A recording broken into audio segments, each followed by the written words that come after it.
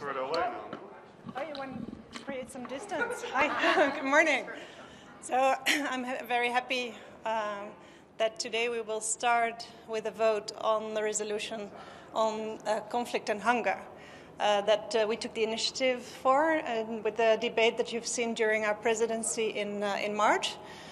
So we are very happy that the text is finalized in front of us. It is the first time ever that the Council condemns starvation as a method of warfare. We see that with conflict, hunger is on the rise, and as our Minister Kaag has said, that in an age of technology and welfare, it's shameful that hunger still exists. So we're very proud that we have the vote. We're very confident that we will have a very good outcome of the vote, and we think that this is a very good day for international humanitarian law. Do you think it'll have any practical effect? We sure do. That's exactly why we tabled it.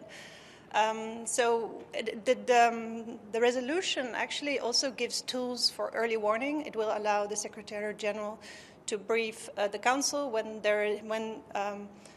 we see starvation being used as a method of warfare, but it will also be part of the annual protection of civilians briefings. So we will also closely monitor, and then also it will give the tools to the Council to follow up on that by means of sanctions or even peacekeeping to ensure access for humanitarian aid. On Burundi, does the Netherlands on Burundi? Does the Netherlands believe that the referendum that just passed with basically compulsory voting complies with the Arusha agreements? And do you think that whether the UN and Envoy Kafando have been vocal enough during the process? What we see is we as the Netherlands, and we've been always very vocal about that, is we have concerns about the political climate in which the referendum took place.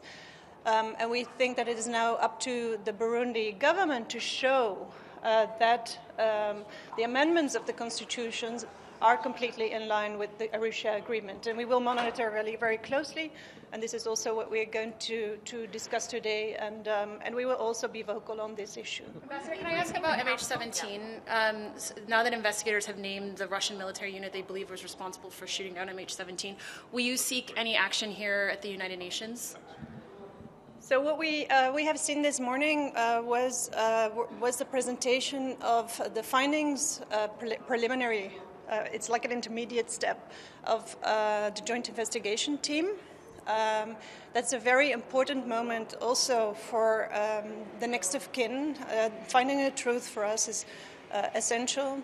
What will happen now is that on the basis of this, we just heard, you have seen the tweet sent out by my Prime Minister. He will attend the meeting of the cabinet tomorrow where they will discuss this.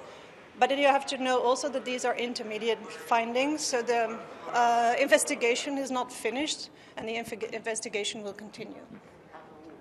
When do you expect it to be finished? When do you expect the investigation to be done?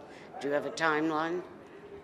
Well, as you know, it is an independent investigation, so it's up to the investigative team to do that. I can't say anything about this as they are independent.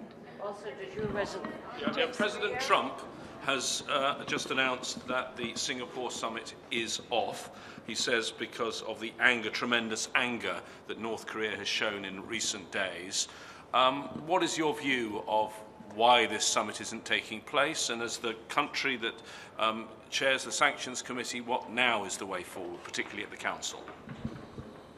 I think that you've seen my Ambassador van Oosterom, and you've seen my Minister Blok also say that the road ahead is a bumpy road and nothing is a given. I think I just saw the news like you did, and so we will look into what that means. Thank you. Thanks, Ambassador. Thank you.